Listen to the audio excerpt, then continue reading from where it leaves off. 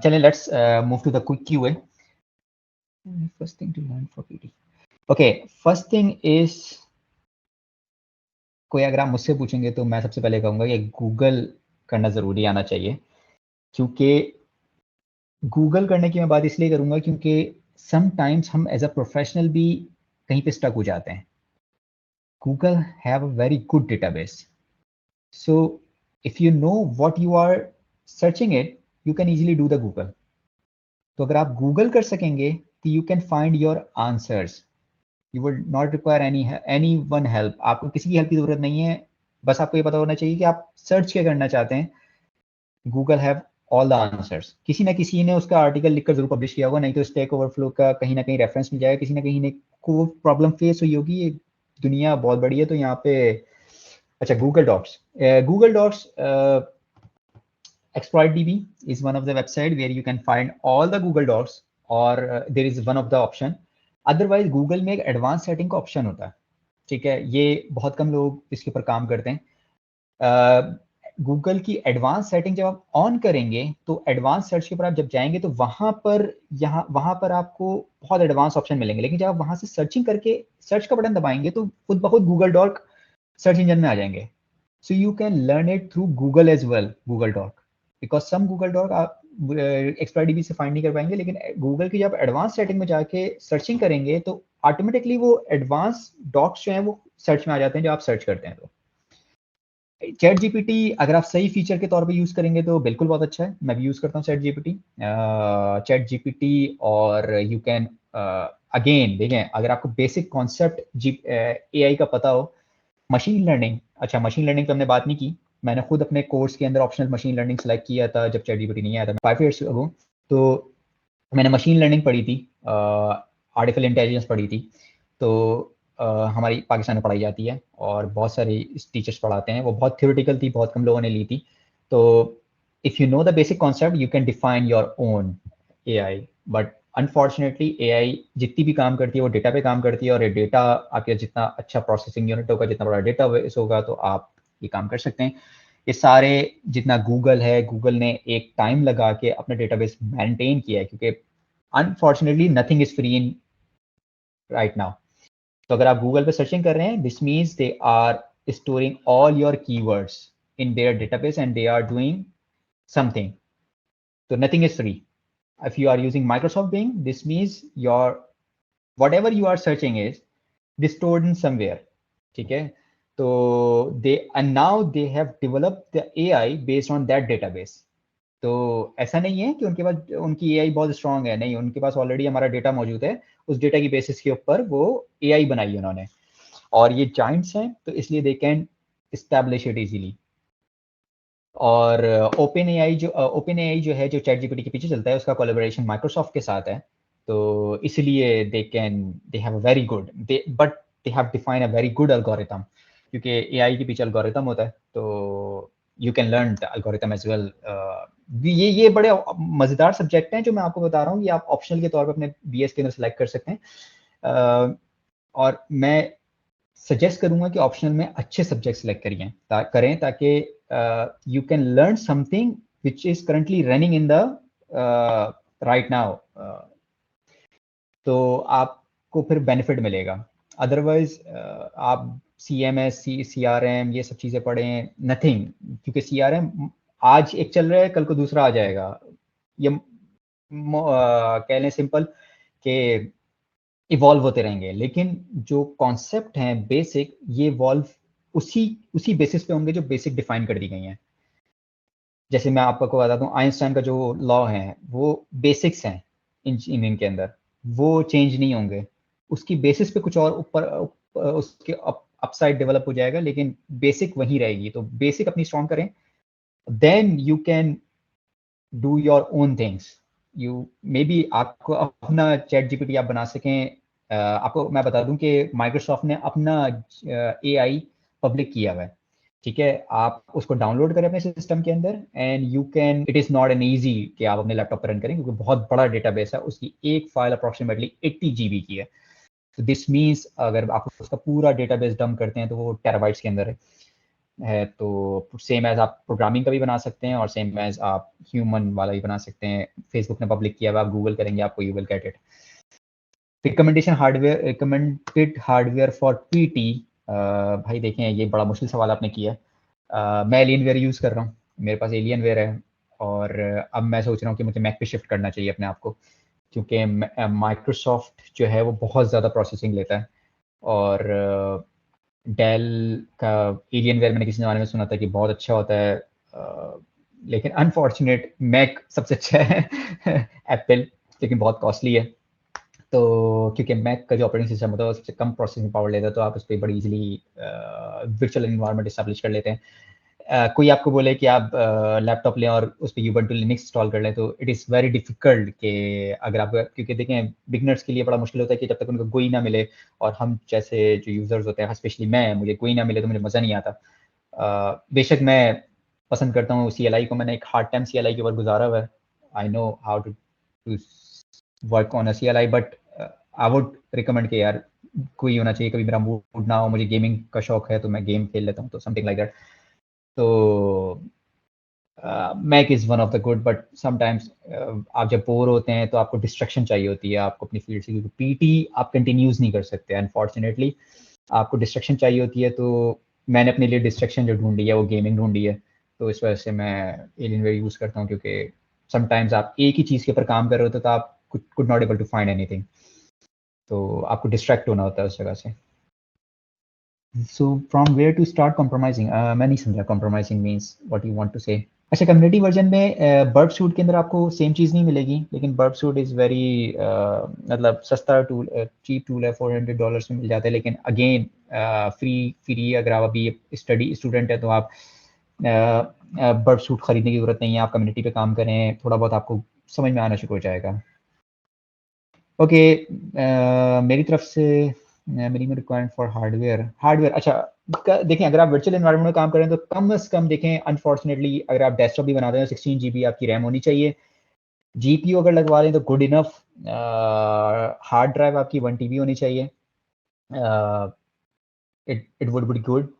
क्योंकि जब आप वर्चुअल इन्वायरमेंट खड़ा करते हैं, आप काली लिनक्स लगा दें तो आपको इस स्टार्ट में उसको 80 GB हार्ड ड्राइव देनी पड़ती है, और 4 GB आपको रैम देनी पड़ती है, तो आपका बेस सिस्टम के पास इतनी रैम सफाइस हो कि आप उसको दे सकें। फॉर एग्जांपल आप क्रैकिंग की तरफ जाते हैं तो आपका GPU मौजूद हो, वैसे ज़रूरत नहीं पड़ती। मेरे पास 8 GB का GPU मौजूद है, लेकिन मुझे ज़रूरत नहीं पड़ी कभी भी कि मैं क्रैकिंग करूँ तो वो GPU यूज़ करूँ, वो अनफॉर्चुनेटली गेमिंग में यूज़ होता है। नहीं, इंटीग्रेटेड जीपीयू जो होता है वो बिल्कुल बेकार होता है, जो इंटेल वाले देते हैं बिल्कुल बेकार होता है। एनवीडियू का जीपीयू जो होता है वो बहुत अच्छा होता है। Integrated GPU Intel.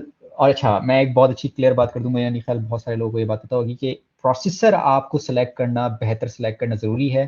क्योंकि प्रोसेसर के अंदर डिपेंड करता है कैशे। कैशे पावर अगर आपके पास लैपटॉप में ज़्यादा नहीं है तो you will survive with your hardware. तो कैशे मिनिमम भी आपका 8 MB होना चाहिए कैशे, ज़्यादातर 2 MB। यू प्रोसेसर जो होते हैं वो बेकार होते हैं पीटी के लिए। H processor is one of the good. और 10 जनरेशन ये this is doesn't matter, i7 है गुड थिंग, लेकिन प्रोसेसर जो है वो बड़ा इंपॉर्टेंट होता है कि आप किस प्रोसेसर को यूज़ कर रहे हैं। मैंने आपको बताया ना, U processor is just raster in a PT. Base machine में आपको विंडोज़ ही रिकमेंड करूंगा, क्योंकि देखें आप लोग न्यू बीज हैं तो विंडोज़ पे बेस मशीन रखें, लेकिन उसके अंदर कोई टूल इंस्टॉल ना करें। टूल के लिए अगर आप चाहें तो आप काली लिनक्स करें और उसके अंदर एक और वर्चुअल विंडोज़ बना लें, जिसके अंदर आपको विंडोज़ से रिलेटेड टूल इंस्टॉल करना है तो वहाँ करें। कि बिकॉज क्योंकि आप न्यू भी हैं तो समटाइम्स ऐसा होता है, हैक द हैकर वाला भी कॉन्सेप्ट है हमारी फॉर्चुनेटली हमारी फील्ड के अंदर। तो फ्री टूल्स दिए जाते हैं और उसके थ्रू हैक पेन टेस्टर या न्यू बीज को हैक किया जाता है। तो ऐसा ना हो कि उस टूल के थ्रू आप ही कॉम्प्रोमाइज़ हो जाएं, आपका सिस्टम कॉम्प्रोमाइज़ हो जाए। तो बेहतर है कि जो भी टूल नेट से इंटरनेट से डाउनलोड करें उसको वर्चुअल एनवायरनमेंट में ट्राई करें, मेन विंडोज़ या बेस मशीन पर ट्राई ना करें। पैरोट ओएस बहुत अच्छा ओएस है, लेकिन मैंने यूज़ ना होने के बराबर किया। मैं काली लिनक्स को रिकमेंड करता हूँ। Kali Linux is one of the best operating system in PT. ये तो है कि जहाँ पे आपको अच्छा सिस्टम मिलेगा वो cost, everything is link with cost unfortunately. PMO in cyber security, unfortunately ये मैंने सवाल देखा था, मैं भूल गया इसको जवाब देना। PMO is something like project management, जो नॉर्मली आईटी के अंदर होता है वही होता है, लेकिन इन साइबर सिक्योरिटी, क्योंकि जब आप, मैंने आपको बताया सिक्योरिटी इंजीनियर होते हैं, वो डिजाइन करते हैं, डेवलप करते हैं, लेकिन ये जब डिफरेंट टीम सिक्योरिटी के अंदर काम करती हैं और आपके पास आईटी की टीम भी काम कर रही होती है, तो एक प्रोजेक्ट मैनेजमेंट का रोल हर जगह जरूरी है। प्रोजेक्ट मैनेजमेंट के बगैर कभी भी कोई टूल या कोई प्रोग्राम डेवलप या डिजाइन या इम्प्लीमेंट नहीं हो सकता। तो वहां पर आपको पीएमओ का रोल इंट्रोड्यूस कराना पड़ता है इन्फॉर्मेशन सिक्योरिटी के अंदर। ये अच्छा, पीएमओ जो होता है इन्फॉर्मेशन सिक्योरिटी में इंट्रोड्यूस होता है, साइबर सिक्योरिटी में इंट्रोड्यूस नहीं होता, जब भी मैंने इसका जिक्र नहीं किया था, क्योंकि पीएमओ इज लिंक, पीएमओ का काम प्रोक्योरमेंट से भी करना होता है, उसको एचआर से भी करना होता है, उसको सबसे करना होता है, क्योंकि आपका ह्यूमन रिसोर्स की जरूरत पड़ रही है प्रोजेक्ट इंप्लीमेंटेशन में, तो आपको वो भी देखना है। तो ये पीएमओ रोल साइबर सिक्योरिटी में नहीं आता, ये इन्फॉर्मेशन सिक्योरिटी में आता है, इसलिए मैंने इसको जिक्र नहीं किया था। लेकिन पीएमओ जो साइबर सिक्योरिटी का होता है, ये सेम एज काम करता है नॉर्मल पीएमओ की तरह ही, लेकिन बस इसमें ये होता है कि बेसिक इसको आईटी आनी चाहिए। हैक द बॉक्स के थ्रू आप प्रैक्टिस कर सकते हैं, क्योंकि हैक द बॉक्स का जो कॉन्सेप्ट है वो रेड टीमिंग की तरह ही होता है, क्योंकि आपको बता दिया जाता है कि ये टारगेट है और आपकी कोई इन्फॉर्मेशन डिस्क्लोज नहीं की जाती है। देन अच्छा, ऑफेंसिव के अंदर जो लैब्स दी जाती हैं, ऑफेंसिव सिक्योरिटी के अंदर जो 60 डेज या 90 डेज के लिए लैब्स दी जाती हैं, वो रेड टीमिंग के कॉन्सेप्ट दी जाती है, लेकिन अनफॉर्चुनेटली वो कॉस्टली है, जिसकी मतलब ओएससीपी का जो मिनिमम लैब मिलती है वो $800 पे मिलती है। तो बट मेरे ख्याल में उन्होंने प्रैक्टिस लैब भी निकाली है जो उससे कम प्राइस पे, जिसमें आप प्रैक्टिस कर सकते हैं, लेकिन वहाँ पे मल्टीपल नेटवर्क बने हुए होते हैं और आप एक मशीन से कॉम्प्रोमाइज करके दूसरे मशीन में जाते हैं, तो वो रेड टीमिंग वाला कॉन्सेप्ट है।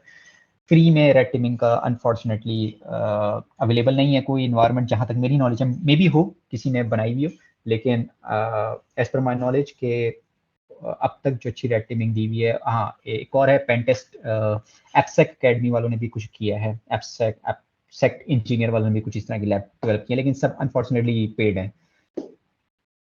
ISM is, sorry short form ने बोली है, डू बग बाउंडी प्रोजेक्ट। हाँ, बग बाउंडी बिल्कुल आप कर सकते हैं। मैं नहीं करता अनफॉर्चुनेटली, किसी टाइम में मैंने की थी और देन बहुत ज़्यादा फोकस होकर करनी पड़ती है, और अनफॉर्चुनेटली मेरा फोकस इस मामले में बहुत कम होता है बग बाउंटी में, तो मैंने बहुत थोड़ी की है बग बाउंटी। लेकिन एक आपको मॉनिटरी वैल्यू मिलती है तो अच्छा, एज ए स्टूडेंट आप बग बाउंटी कर सकते हैं। यू वुड हैकर वन आप ज्वाइन कर सकते हैं, यस वी हैक ज्वाइन कर सकते हैं, आप बग क्राउड ज्वाइन कर सकते हैं। These are the platform where you can do bug bounty, but you have to learn something. So learn करने के लिए आपको पोस्ट स्वेगर से आप पहले लर्न कर लें, पोस्ट क्योंकि बग आप पहले लर्न कर लें, then you can do bug bounty on HackerOne. Open program मौजूद होते हैं, उनके कुछ रूल्स होते हैं, उन रूल्स को फॉलो करते हुए आप बग बाउंटी परफॉर्म कर सकते हैं। इंशाल्लाह you will find get something, वहाँ से अच्छे पैसे बन जाते हैं एज अ स्टूडेंट भी। मेरे बहुत सारे रिलेटिव दोस्त हैं जो बग बाउंटी करते हैं, मैंने भी की है किसी ज़माने में। आपको समटाइम्स आपको $50 भी मिल जाते हैं, कभी $500 भी मिल जाते हैं। आप जितने ज़्यादा एक्सपीरियंस होते जाते हैं आपको $1000 भी मिल जाते हैं, तो बट कंसंट्रेशन बहुत ज़्यादा चाहिए होती है।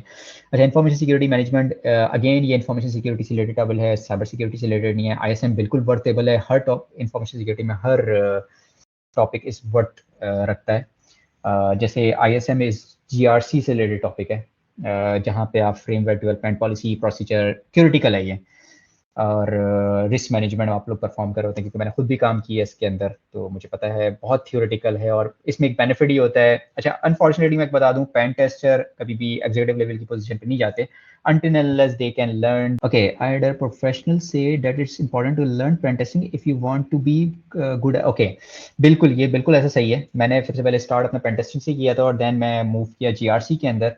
अभी GRC मैंने बहुत अच्छी की, क्योंकि अगर आपको ये पता हो कि वल्नरेबिलिटी कैसे फाइंड होती है, then you can easily convert the vulnerability into the risk. क्योंकि एंड ऑफ द डे जो एग्जीक्यूटिव कमेटी है, जो मैनेजमेंट होते हैं, एग्जीक्यूटिव लोग होते हैं, वो वल्नरेबिलिटीज आप जब बोले ना टेक्निकल स्किल इंजेक्शन निकला, बोलेंगे व्हाट इज दिस, बिकॉज वहाँ पे फाइनेंस का बंदा बैठा हुआ है, CFO बैठा हुआ है, CEO बैठा हुआ है, वो तो ये बातें नहीं जानते, वो बिजनेस पर्सन हैं। ठीक है, आप एक MBA के पर्सन को बोलें कि मैंने वैल्यूडी आइडेंटिफाई किया स्किल इंजेक्शन, वो बोलेगा ये होता क्या है, पहले तो ये बताओ। तो आपको उसको लेमैन लैंग्वेज में कन्वर्ट करना पड़ता है, जो GRC का काम होता है, रिस्क में कन्वर्ट करना पड़ता है, क्योंकि फाइनेंस का बंदा रिस्क को समझ सकता है।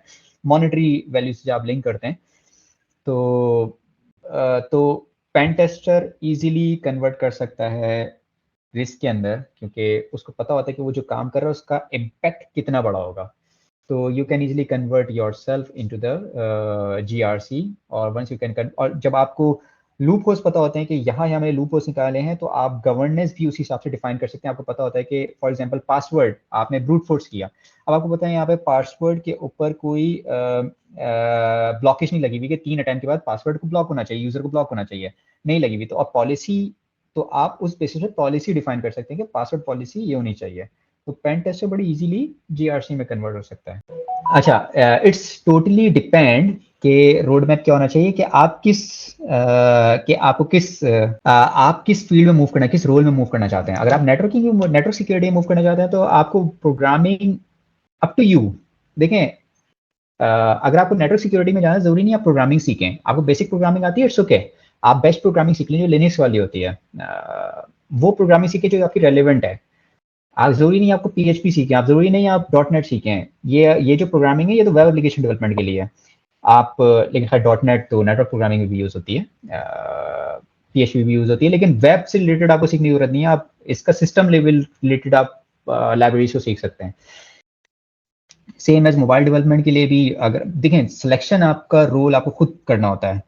अनफॉर्चुनेटली पाकिस्तान के अंदर हम लोग जब ग्रेजुएशन कर रहे होते हैं, हमें ये नहीं पता होता कि हमें हमारा एम क्या है, हमें क्या बनना है। अनफॉर्चुनेटली हम लोग ग्रेजुएशन स्टार्ट कर देते हैं, देन ड्यूरिंग ग्रेजुएशन हम रियलाइज करते हैं कि हमें क्या बनना चाहिए, और देन आफ्टर प्रोफेशन जब ग्रेजुएशन कंप्लीट करते हैं, देन वी रियलाइज कि यार हमें यहाँ नहीं, अब यहाँ जाना चाहिए, हमें अपॉर्चुनिटी नहीं मिली, जॉब नहीं मिल रही, तो अब हमें यहाँ मूव करना चाहिए। तो ये एक ड्रास्टर होता है हमारे लिए। We should define our aim कि हमें करना क्या, देन उस एम पे हमें फोकस रहना चाहिए जब तक हम उसे हासिल ना कर लें।